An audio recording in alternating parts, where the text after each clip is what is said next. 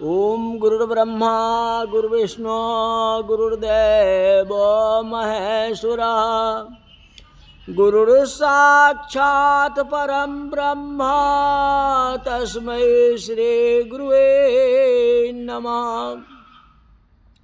आज की कथा में व्यास जी बोले कि हे सनत कुमार जी, अब आप काल ज्ञान सुनाइए, समय का ज्ञान सुनाइए।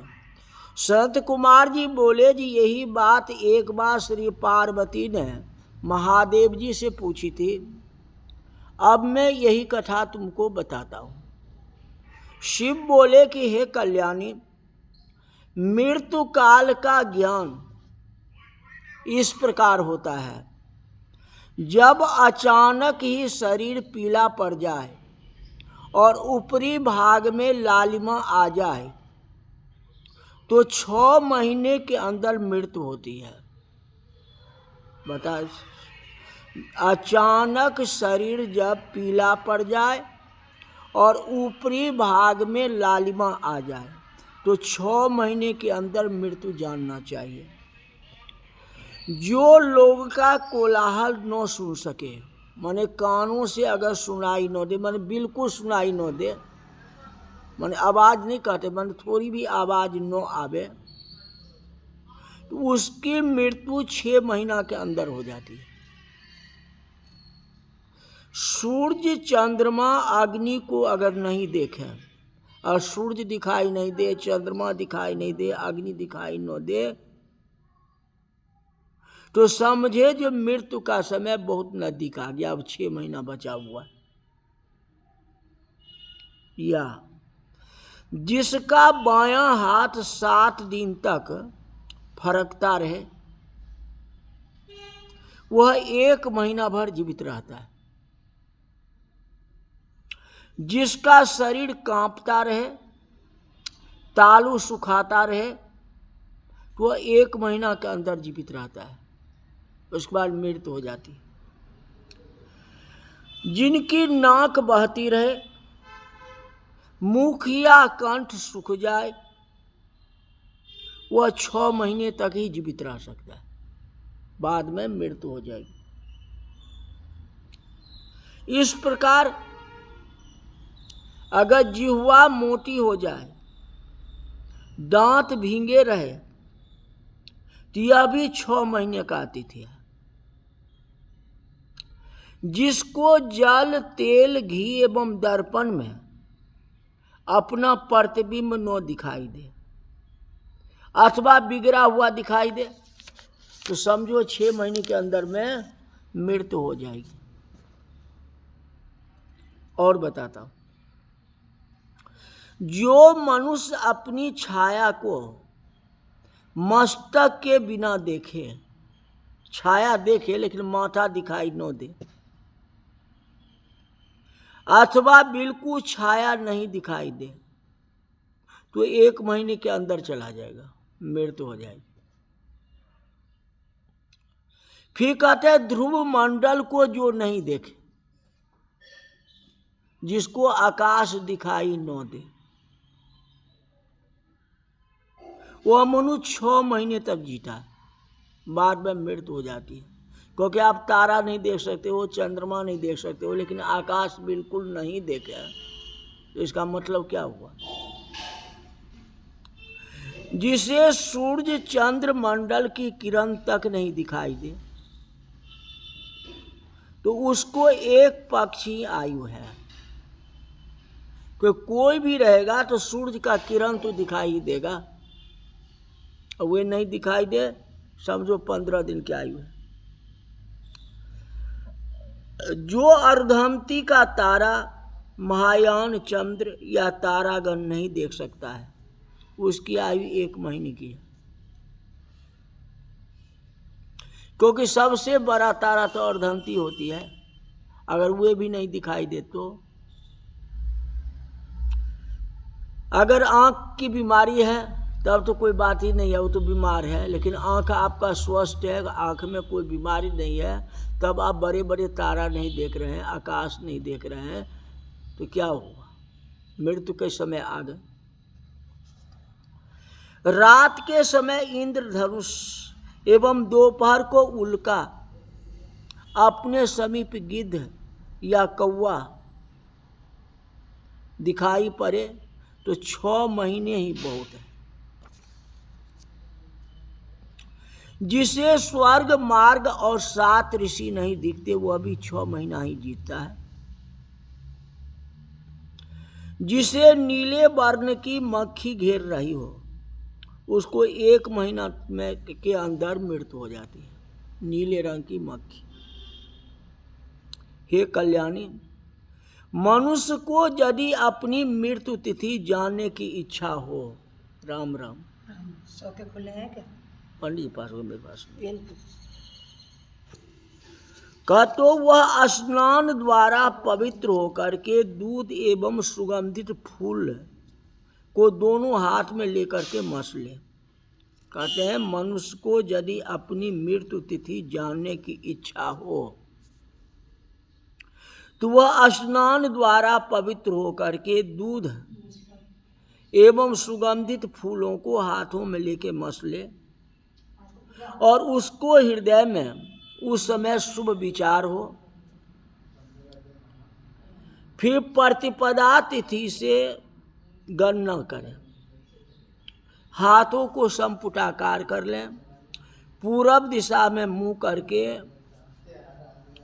160 बार नवाक्षर मंत्र का जाप करें। अपने हाथ के पर्वों को भी बार बार देखता रहे। जिस पर्व में भ्रमर के समान चिन्ह दिखाई दे उसी पर्व की गणना क्रम से उस तिथि को अपना मरण तिथि जाने। ये सब गणना है, गणितीय हिसाब है, कोई बात नहीं है। तो 2-4 आपको बता दिए जी। इससे अनुभव होता है कि हमारी आयु कितनी है, 6 महीना है कि 1 महीना है कि 5 वर्ष है, कितना है, तो ये पता चल जाता है। तो उमा जी कहते हैं कि नाथ, आपने सत्य रूप से काल चक्र का वर्णन कर दिया, अब इससे बचने का क्या उपाय है? महादेव जी बोले कि देवी, मैं संसार के हित के लिए संक्षिप्त में इसका वर्णन करता हूं। कहते पृथ्वी, जल, अग्नि, पवन, आकाश, इन 5 भूतों का जब संयोग होता है तो इस भौतिक शरीर की उत्पत्ति होती है। इसमें जो व्यापक आकाश है उसमें ही सब वस्तु लीन हो जाती है। उमा जी कहते हैं कि हे नाथ, उस घोर रूप कराल काल को तो आपने जला डाला।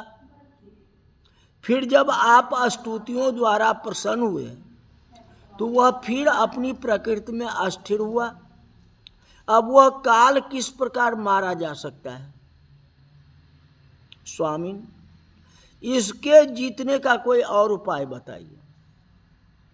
यह सुन के महादेव जी बोले कि सुंदरी, यह तो तुम जानती हो कि 5 भौतिक शरीर पार्थिव है। 5 भौतिक, क्षिति, जल, पावक, गगन, समीरा, उन्हीं 5 भूतों में इसका लय होता है। आकाश से वायु उत्पन्न होती है, वायु से तेज, तेज से जल, जल से पृथ्वी पैदा होती है। इस पृथ्वी के 5 और आकाश का 1 गुण, गुण तो केवल शब्द, स्पर्श, रूप, गंध, इस प्रकार से है। काल को जीतने वाले योगी जन उन्हीं गुणों को विचार करते हैं। अनश्वर मुक्ति का कारण यह शब्द ब्रह्म रूप है। जब इस प्रकार से योगी को ज्ञान हो जाता है तब उसे सुख की प्राप्ति होती है। काल के पासों में जकड़े हुए मौत के वश में हुए संसारिक जन इस शब्द ब्रह्म को क्या पहचानेंगे? जिनको इस तत्व का ज्ञान हो जाता है उनकी मुक्ति होती है हे भगवती, यह नाद अनाहद है जो उच्चारण किया जा सकता है। इसका ध्यान यत्न पूर्वक कल्याण रूप बुद्धि से योगी जन करते हैं। उस अनहद नाद से 9 शब्द उत्पन्न होते हैं जिन्हें योगी जन पहचान लेते हैं। वह है घोष, काश, श्रृंग, घंटा, बीना, बंश, दुंदुभि, शंख, मेघ, गर्जित। इन 9 शब्द का तो त्याग करें, तुंकार शब्द ही अभ्यास करें। इस प्रकार ध्यान करते हैं योगी कभी पुण्य पाप में लिप्त नहीं होते हैं। वह सतत भगवान का भजन करते रहे। इसलिए काल चक्र वगैरह के चक्र में मत पड़ो, भगवान का भजन करो। बस ज्यादा जितना हो सके उतना करो। काल से बचने के लिए शिव जी का उपदेश पार्वती माता कहती है कि प्रभु, योगी को योगाकाश से वायुपद कैसे प्राप्त होता है। शंकर जी बोले कि सुंदरी, हृदय में स्थित वायु बाहर और भीतर सर्वत्र व्याप्त है, जिससे ज्ञान विज्ञान की प्राप्ति होती है। जो इस वायु पर अधिकार कर लेता है, जानो उसने सारा जगत को जीत लिया है। जैसे लोहार धोकनी से अपने सारे कार्य को सिद्ध करता है, वैसे ही योगी को अभ्यास करते रहना चाहिए।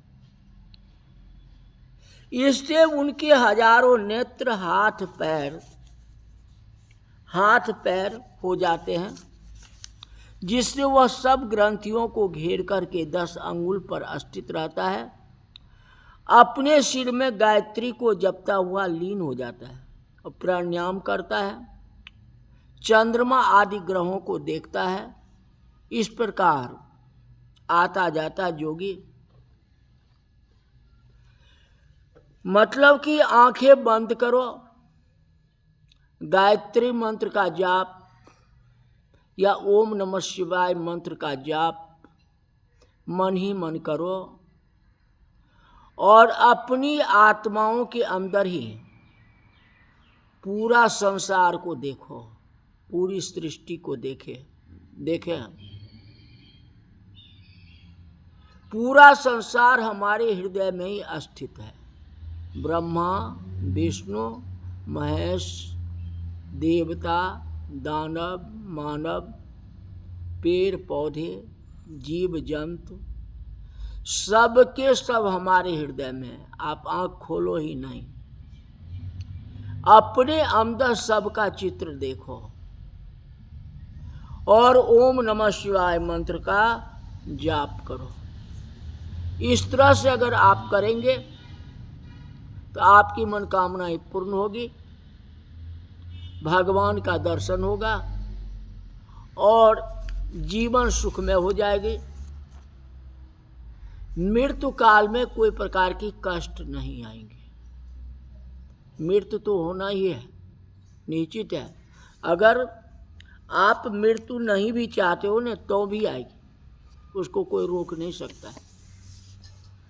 क्योंकि जातस्य ही ध्रुवो मृत्यु, जिस सूर्य का उदय हुआ है उसको अस्त होना ही है, और जो सूर्य अस्त हो गया उनको फिर उदय होना ही, आना ही। उसी तरह जो जन्म लिया है उसकी मृत्यु होगी ही, और जिसकी मृत्यु हुई है उसको एक दिन जन्म होगा ही। ये है काल चक्र। इसलिए काल चक्र में मत फंसो, राम राम राम राम किया करो, दुख न किसी को दिया करो। बस जाप करते रहो, शंका समाधान मत करो। आज की कथा यही तक रही। बोल शंकर भगवान की जय।